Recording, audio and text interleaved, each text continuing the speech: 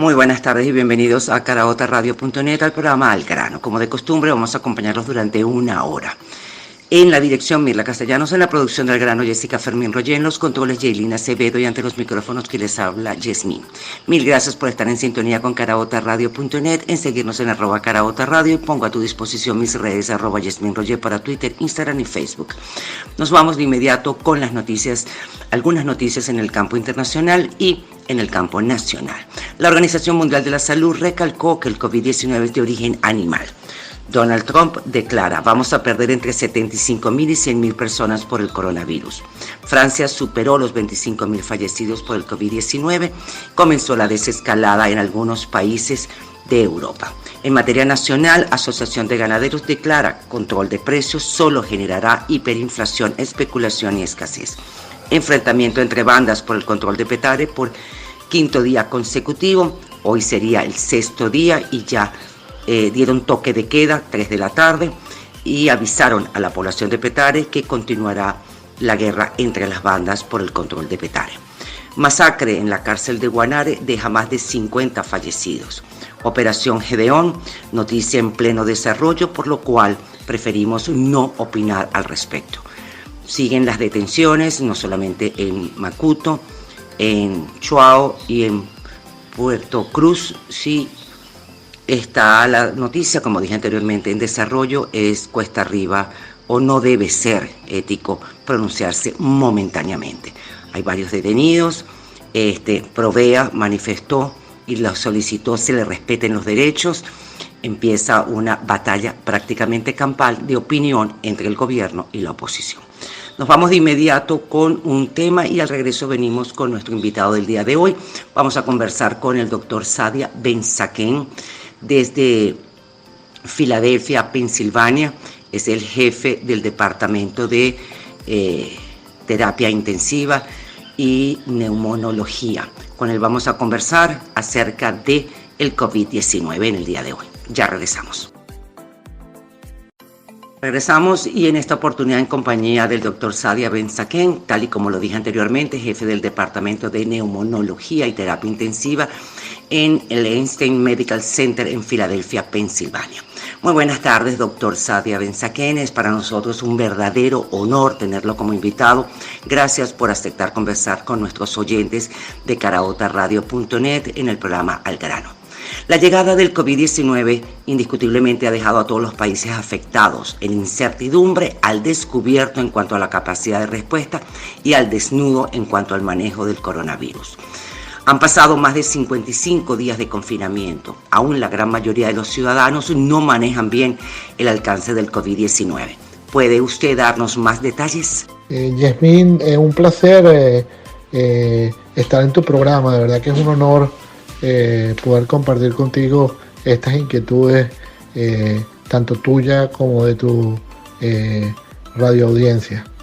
Con respecto a tu primera pregunta, me preguntas que cuál es la situación después de los 55 días del COVID. Bueno, te digo, yo soy el chairman, jefe del Departamento de Neumonología y Terapia Intensiva en Einstein Medical Center en Filadelfia. Y bueno, como ustedes ya saben, Estados Unidos ha sido el país que más le ha tocado sufrir las voracidades de este virus. En el hospital donde yo estoy ha sido el hospital probablemente uno de los hospitales más ocupados en todo Pensilvania. Hemos atendido muchísimos pacientes con COVID. Para que tengas una idea, nosotros tenemos una unidad de cuidados intensivos médicos que tiene aproximadamente unas 30 camas, y tuvimos que añadir inclusive la unidad de terapia intensiva para pacientes quirúrgicos, la unidad de cuidados coronarios, la unidad de cuidados intermedios, telemetría y la unidad de cuidados postoperatorios y la unidad también de procedimientos especiales. Todo eso lo tuvimos que habilitar y poner ventiladores para tratar por pacientes con COVID. Ciertamente es una enfermedad que hasta hoy no conocemos el mecanismo que causa, que está causando este daño tan importante a nuestros pacientes. Desgraciadamente, la mayoría de las personas mayores de 65 años que tienen comorbilidades de base, como pacientes hipertensos, diabéticos, con problemas respiratorios, problemas cardíacos, problemas de cáncer, que estén inmunosuprimidos, bueno, esos son los pacientes de mayor riesgo, que obviamente pueden tener tanto neumonía como síndrome de distrés respiratorio del adulto, que requieran ventilación mecánica y que eventualmente inclusive pueden morir.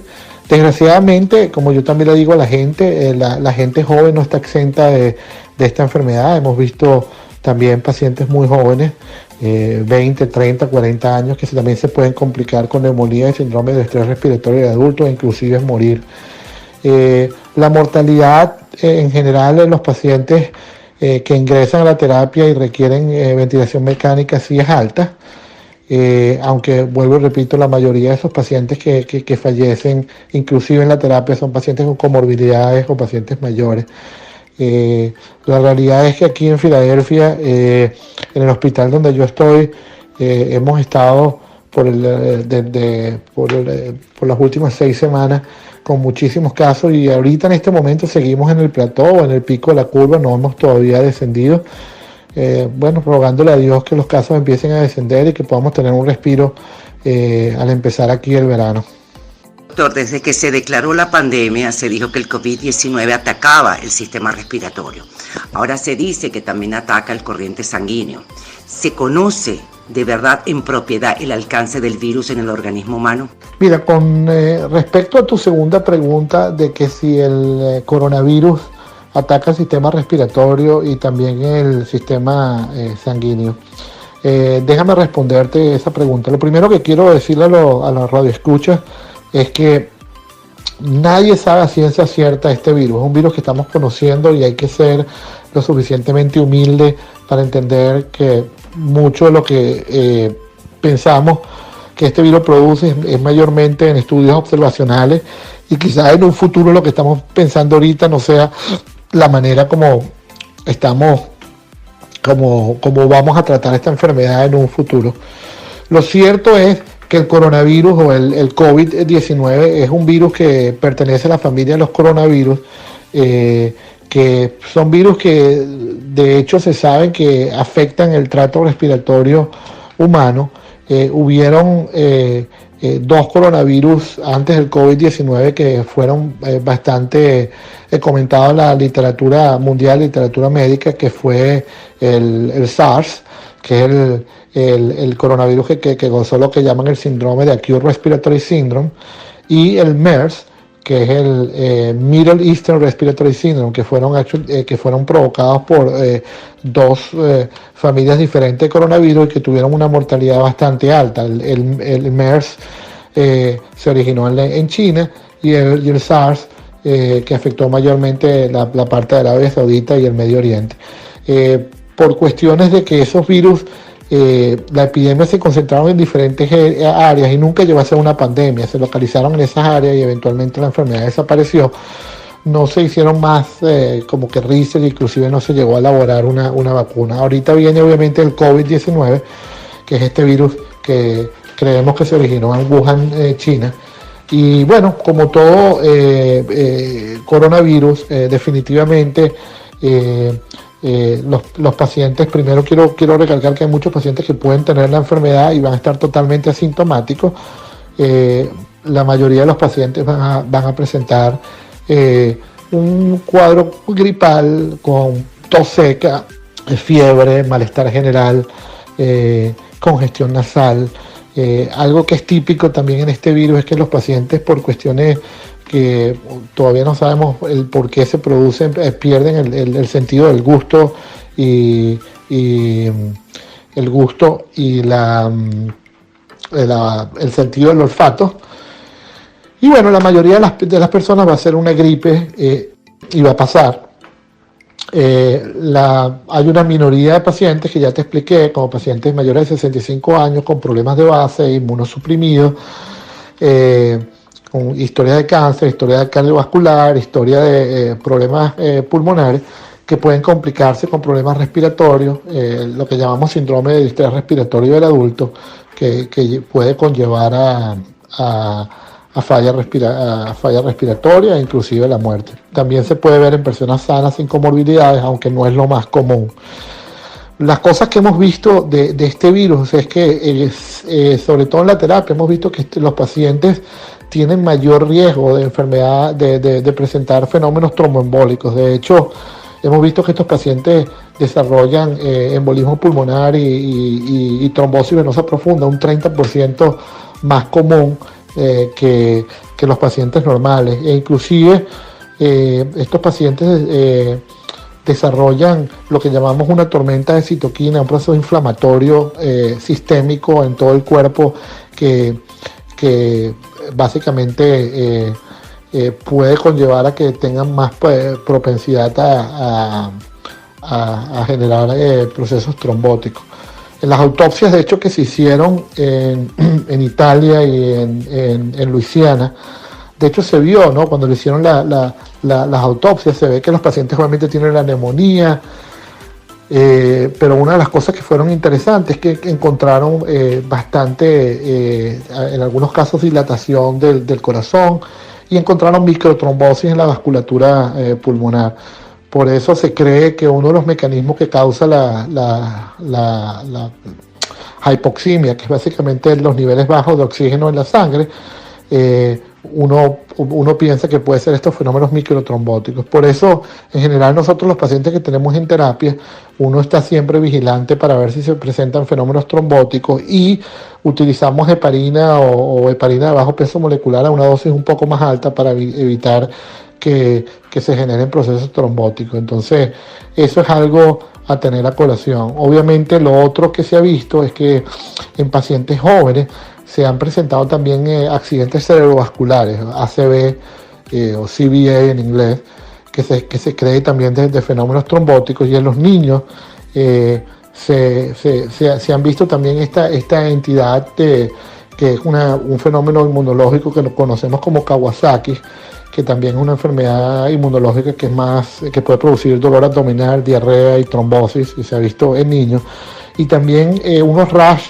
que se dan en las extremidades, se les ponen los deditos de las manos y los pies, particularmente a los niños negros, que también creemos que puede ser por microtrombosis periférico. Ahora, lo que quiero dejar a colación es que esto no es lo más común, no es muy común que esto se presente, pero sí se han visto estos fenómenos, al parecer de tipo trombótico, sistémico, relacionado con el coronavirus. Bueno, y creo que Yailin nos tiene preparado un buen tema, así que inmediatamente vamos con un buen tema para que lo disfruten ustedes y nosotros también. Seguimos conversando con el doctor Sadia Ben-Saken. Hace unos días, doctor, empezó a llegar información de síntomas en la piel producto del COVID-19. ¿Se corresponden con el coronavirus? ¿Debemos estar pendientes de otros síntomas? ¿El COVID-19 deja secuelas en el organismo? ¿Por qué le repite a unas personas y a otras no? Son muchas preguntas, por favor, sus respuestas. Yasmín, excelente tu pregunta. Sí, obviamente pacientes como te comenté pueden tener fenómenos, pueden presentar rash e inclusive fenómenos purpúricos y como que se le cruzan la punta de los dedos y los pies. Creemos que es por el efecto protrombótico que se genera por la inflamación causada por el virus. Otros síntomas que también se han visto en estos pacientes que te comenté es que también pueden presentar trastornos gastrointestinales como diarrea, náusea y vómito. Como te digo, no es lo más común. Lo más común son el cuadro respiratorio, pero como te digo, en niños se han descrito últimamente lo que llamamos el síndrome de Kawasaki, el rash, particularmente en las extremidades que se ponen de color negro. Yo creo que otra de las cosas es la pérdida del olfato y de la pérdida del gusto, inclusive antes de tener síntomas respiratorios. Es algo bien interesante de este virus. Y en pacientes jóvenes se han visto varios casos que se han presentado como accidentes cerebrovasculares, sobre todo en gente joven, ¿no? Ahora, lo que sí es importante, no es lo más común es, como te digo, es un cuadro respiratorio, pero siempre hay que estar vigilante a estos síntomas y particularmente si alguien ha estado en contacto con una persona con COVID y está presentando otros síntomas, no necesariamente respiratorios, es importante que busquen atención médica lo antes posible. Me comentaste también el por qué si el coronavirus se puede repetir a unas personas o no.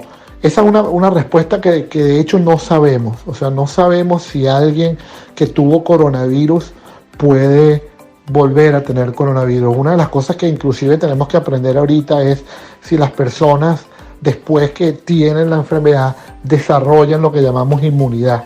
Y la otra cosa, y lo que llamamos inmunidad es básicamente si tú desarrollas anticuerpos contra el virus que te prevengan a volverte a infectar en el futuro. Y la otra pregunta es que tampoco sabemos es si esa inmunidad es una inmunidad permanente o es una inmunidad por un cierto tiempo. Es algo que ahorita estamos investigando. Tenemos que saber si realmente se desarrolla inmunidad y si es una inmunidad permanente o no.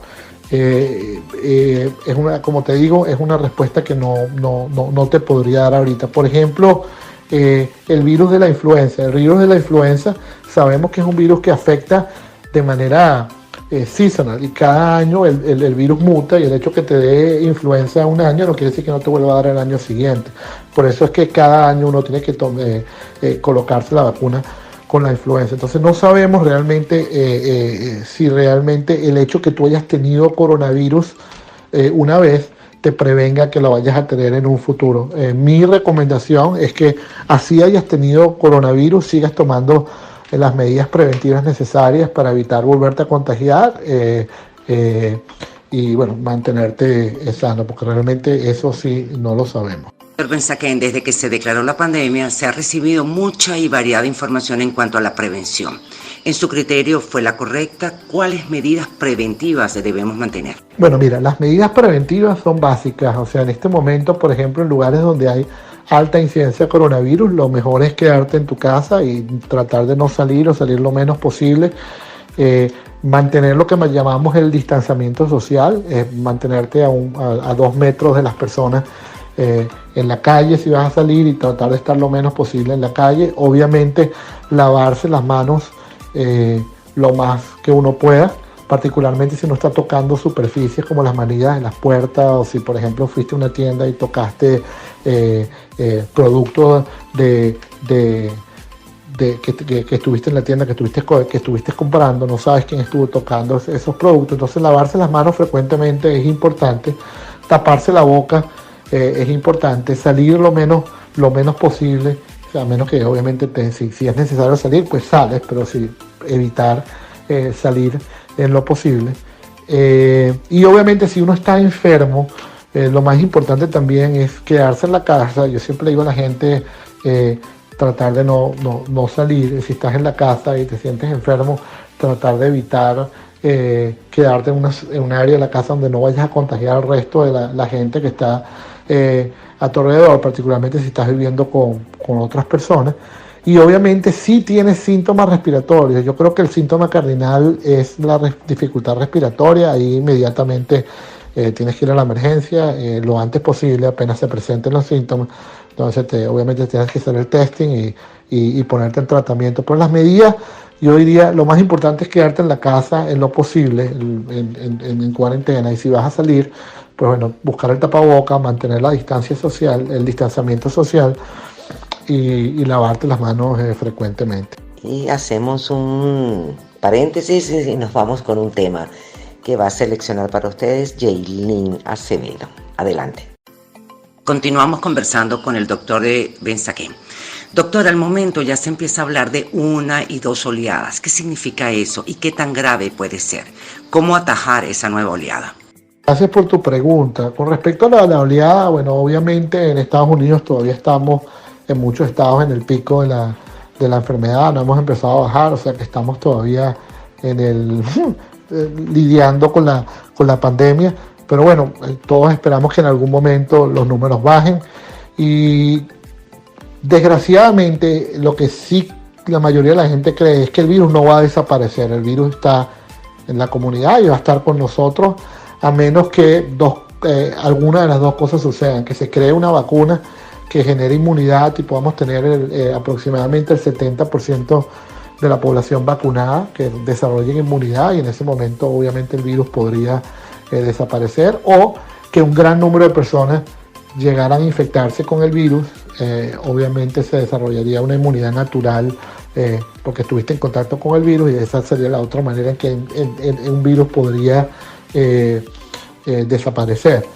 El otro problema con este virus es que desgraciadamente hay personas que están totalmente asintomáticas que pueden seguir transmitiendo el virus, y eso es algo realmente lo que hace más dificultoso controlar la enfermedad, porque si realmente la gente que va a transmitir el virus fuera la gente que está con síntomas respiratorios y fiebre, bueno, es más fácil contener la enfermedad, porque uno puede poner a esas personas y en cuarentenarlas y tenerlas vigiladas y evitar que propaguen la enfermedad. Pero como hay gente que puede tener el virus y no lo sabe porque no tiene síntomas, es más difícil identificar cuáles son las personas que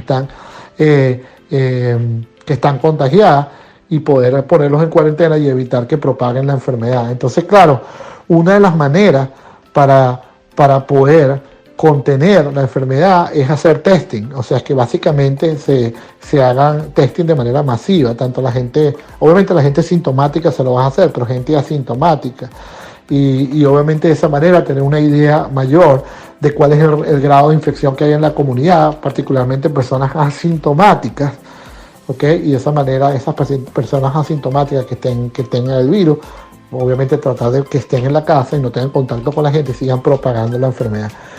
Uno de los problemas que han habido a nivel mundial, y hemos visto aquí también en Estados Unidos, es que desgraciadamente no hay suficientemente testing. Aquí, por ejemplo, donde yo estoy, no estamos haciendo testing a todo el mundo que está asintomático, se lo hacemos a personas enfermas, y bueno, en el momento en que esa es una de las cosas que nosotros tenemos que prepararnos para el invierno, porque pensamos que ahorita en el verano, después que veamos el pico, probablemente los casos van a bajar, pero lo que la gente habla es que para el otoño, estamos hablando de octubre y ya llegando el final del año, los casos podrían repuntar, y la manera de combatir eso es básicamente tratando de hacer la mayoría de testing posible, y de esa manera tratar de ver cuáles son estas personas, particularmente las personas asintomáticas que van a estar infectadas, y tratar de contener el virus, o sea, tratar de mantener esas personas en lo que llamamos isolation, mantenerlos en cuarentenados y evitar que propaguen la enfermedad. Entonces, claro, desgraciadamente este es un virus que ha sido muy, muy difícil de contener por las razones que te acabo de decir, pero el hecho que ya hemos estado lidiando con el virus por los últimos casi dos meses, ya conocemos un poquito más cómo es el mecanismo de transmisión, y yo creo que con las medidas preventivas y haciendo el testing, probablemente esa segunda oleada que estamos esperando para octubre quizás va a ser menor a lo que esperamos. Pero obviamente hay que estar preparados, hay que, yo creo que hacer massive testing a las personas, a todo el mundo, esté sintomático o no. Esperamos que para ese entonces hayan mejores tratamientos, aunque la FDA ya aprobó el Remdesivir como tratamiento para el COVID, aunque no cura el COVID, probablemente disminuye el tiempo de hospitalización en las personas que reciben el Remdesivir.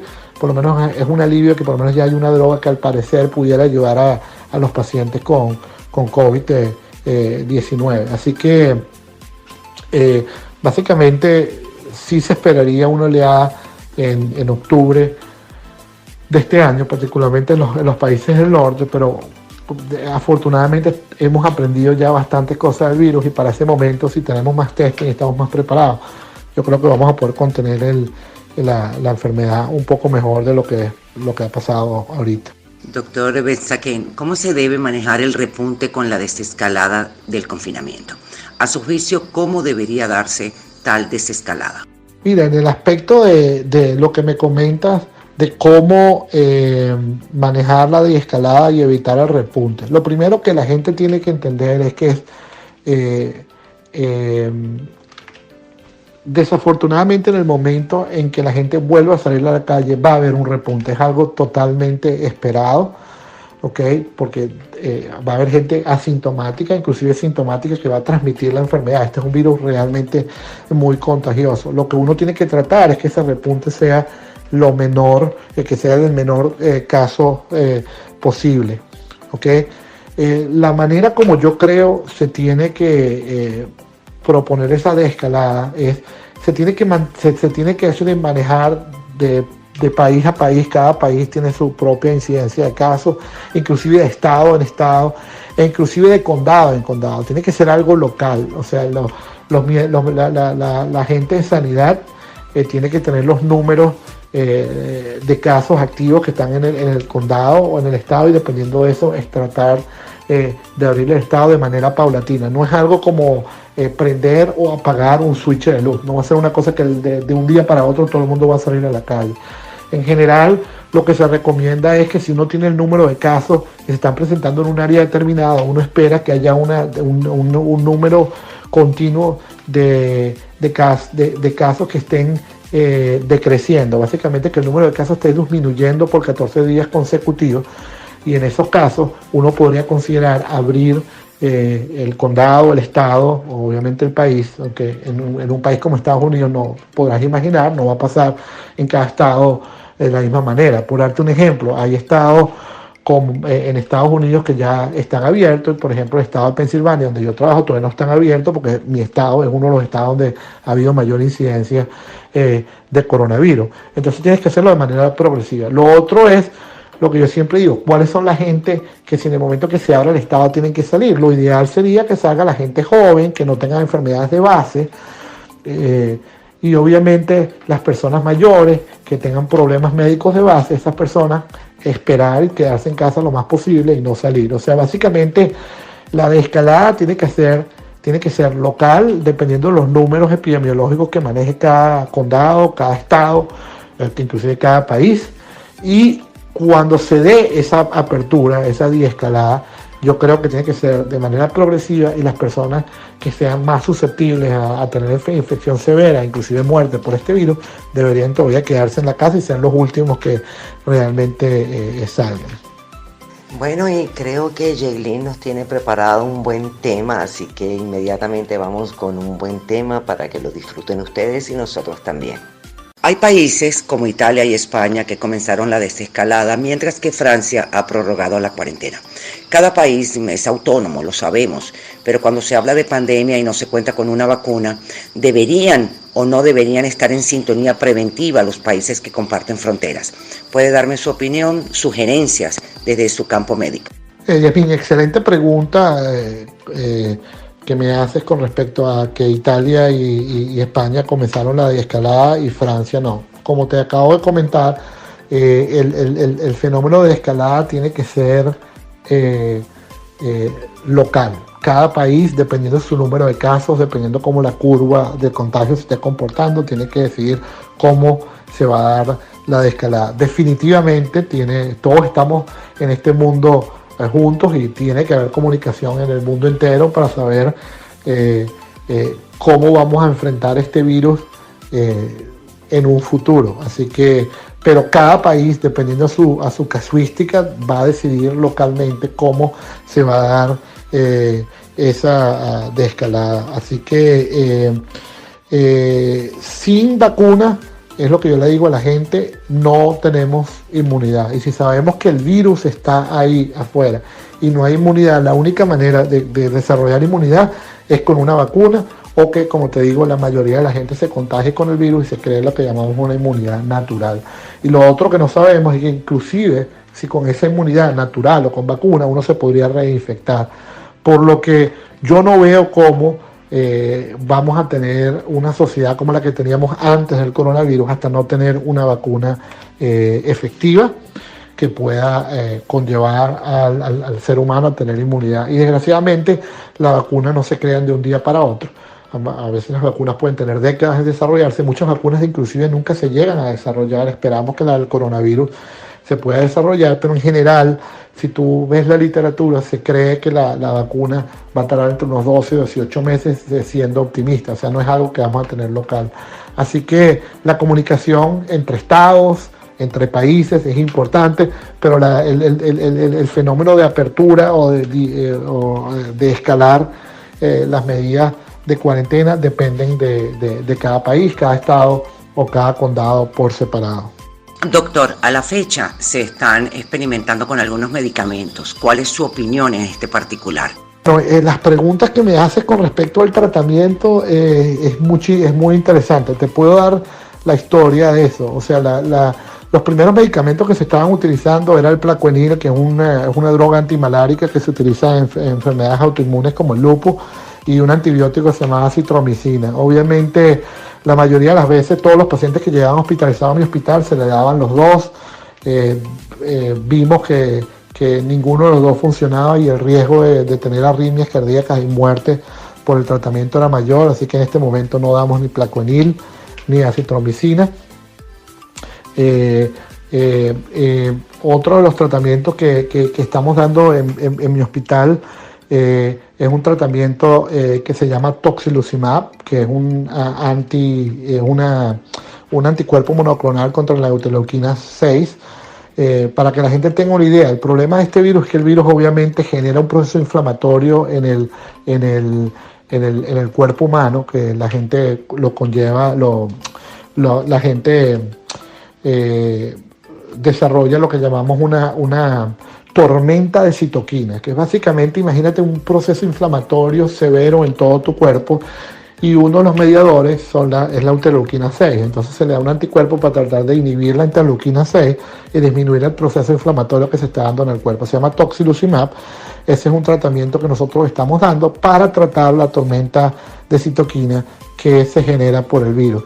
No se ha hecho un estudio, por lo menos no tenemos resultados que demuestre que dando este tratamiento los pacientes van a mejorar o inclusive salvarse, pero desde el punto de vista de lo que estamos viendo descriptivo, desde el punto de vista clínico, al parecer estos pacientes se están comportando como una tormenta de citoquina y lo estamos utilizando actualmente en mi hospital. Hay un clinical trial, un research que nosotros estamos participando y en un futuro sabremos los resultados si realmente esta medicina ayuda o no.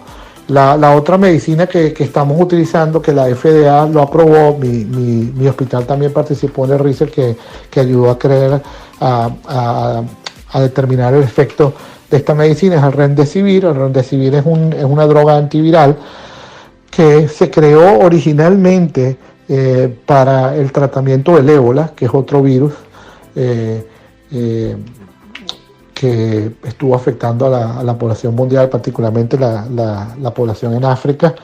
Y desgraciadamente no dio resultado para el ébola. También se trató de utilizar en el MERS, en SARS, que son otros coronavirus, como expliqué anteriormente.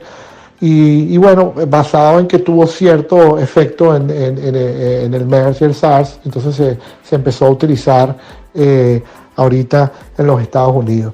Se hizo un estudio randomizado en el que se dio el Remdesivir versus el placebo, y lo que se vio en este estudio es que los pacientes que recibieron Remdesivir, la mortalidad en los que no recibieron Remdesivir era de 11%, en los que recibieron Remdesivir era 8%. No había una diferencia significante desde el punto de vista estadístico, o sea que no se sabe si esos resultados fueron por el azar, pero lo otro que demostró el estudio es que el tiempo que los pacientes permanecían hospitalizados, en vez de ser los pacientes que recibieron Remdesivir era de 11 días y los pacientes que recibieron placebo era de 15, y al parecer hubo una disminución de 4 días en la hospitalización de los pacientes que recibieron Remdesivir. A raíz de eso, y en vista de que obviamente no hay ninguna medicina aprobada para el tratamiento del coronavirus, la FDA aprobó el fin de semana que pasó el uso de Remdesivir de manera emergente, y nosotros obviamente participamos en el research y ahorita lo estamos dando también de manera rutinaria. Y el otro tratamiento que también estamos dando desde el punto de vista de humanitario, y también estamos haciendo un research, es el uso de plasma convaleciente, que es básicamente las personas que tuvieron la enfermedad donan la sangre, de esa sangre se extrae el suero, en el suero están los anticuerpos de estas personas que tuvieron la enfermedad y se transfunden a los pacientes que están con coronavirus. Como te digo, realmente hoy en día no hay un tratamiento como tal que demuestre que va a curar el coronavirus, excepto el remdesivir, que no es que lo va a curar, pero pareciera que disminuye el número el tiempo en el que la persona permanece hospitalizada. O sea que el tratamiento es tratamiento, lo que llamamos supportive care, tratamiento de tratamiento médico, o sea, que el paciente esté oxígeno, que esté bien hidratado, con Tylenol, pero realmente, excepto el remdesivir, no hay otro tratamiento que sepamos a ciencia cierta que puede curar la enfermedad. Bueno, y creo que Jaylin nos tiene preparado un buen tema, así que inmediatamente vamos con un buen tema para que lo disfruten ustedes y nosotros también. Y ya para finalizar y darle las gracias al doctor Sadia Ben-Zaken como invitado del día de hoy al programa El Grano aquí en caraotarradio.net. Recordamos que el doctor Sadia Ben-Zaken es jefe del Departamento de Neumonología y Terapia Intensiva en Einstein Medical Center en Filadelfia. ¿Cuál es la situación en Filadelfia y cómo la están acatando, resolviendo? Y al mismo tiempo, muchísimas gracias por aportar, además de su tiempo, sus valiosas respuestas desde el Einstein Medical Center en Filadelfia para Venezuela en caraotarradio.net. Adelante. Bueno, un placer haber estado en tu programa. Sí, la situación actual en Filadelfia, como creo que te comenté, estamos en el pico de los casos de coronavirus y los casos desgraciadamente no han bajado, así que bueno, estamos rezando día a día porque los casos bajen y bueno, poder tener un respiro. Lo otro que bueno, debido al gran número de casos que maneja mi hospital, tenemos obviamente deficiencias en lo que llamamos máscaras N95, N95, no tenemos muchas batas y bueno, básicamente haciendo lo que más podemos, reesterilizando las máscaras, reesterilizando las batas para bueno, reusarlas y bueno, tratar de atender a los pacientes lo mejor que podamos y obviamente protegiendo tanto a los médicos, enfermeras y personal de salud que están poniendo su vida en riesgo para atender a estos pacientes. Bueno, de verdad un gran placer haber estado en tu programa. Espero que haya podido responder la mayoría de las inquietudes de tu radioescucha. Y bueno, estoy a la orden para un programa en un futuro. Si tienes alguna otra pregunta, ya sea de coronavirus o de neumonología, terapia intensiva, pues estaría muy honrado y sería un honor para mí bueno, contestarte y volver a estar en tu programa. Así que un fuerte abrazo y bueno, saludos a todo el mundo por ahí en Venezuela. Bien, hemos llegado al final de nuestro espacio hoy aquí en caraotarradio.net en Al Grano. Muchísimas gracias al doctor Sadia Ben-Zaken por aportar además de su tiempo sus valiosas respuestas desde el Einstein Medical Center en Filadelfia para Venezuela aquí en caraotarradio.net. A ustedes mil gracias por su amable sintonía. En la dirección Mirla Castellanos, en la producción del Grano Jessica Fermín Royen, los controles Jaylin Acevedo y de los micrófonos se retira quien les habló, Yasmín. Una vez más pongo a tu disposición mis redes, @Yasmín Royen para Twitter, Instagram y Facebook.